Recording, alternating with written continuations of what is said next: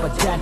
Pili mo pa yan, pare-pareho lang naman. Kailangan mong tandaan, dapat mo natagtagan. Pag kumakalaman siya, nililipas din yan. Hindi ko nga alam, ba't umaasa ka pa dyan.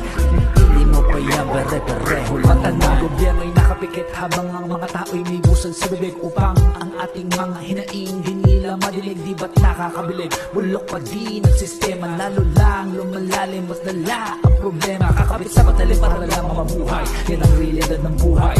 Pasagan ng bungo, pangin sa pangin, sungay sa sungay. Bilang ng antuloy at di mo alam kung sino maglalaglag sa'yo. Kaya dapat ang kakampi mo lamang ay ang sarili mo. Pwedeng ako, ikaw o sila, ang sunod na dadamputin at itumba nila. Pag dumating na sila sa bahay ninyo bigla, wala ka nang magagawa kahit magkaila. Kasi ikaw ay palit ulo. Napili ka na ipalit doon sa totoo, may kasalanan na pagbintangan na nagtutulak ng bato kahit di mo talaga ginagawa. Tinaniman ng droga, binaril ng talikuran. Pag tinanong kung ba't pinatay ng laban. Kailangan mong tandaan, dapat mo natagtagan. Pag kumakalaman siya, nililipas din yan. Hindi ko nga alam, ba't umaasa ka pa dyan.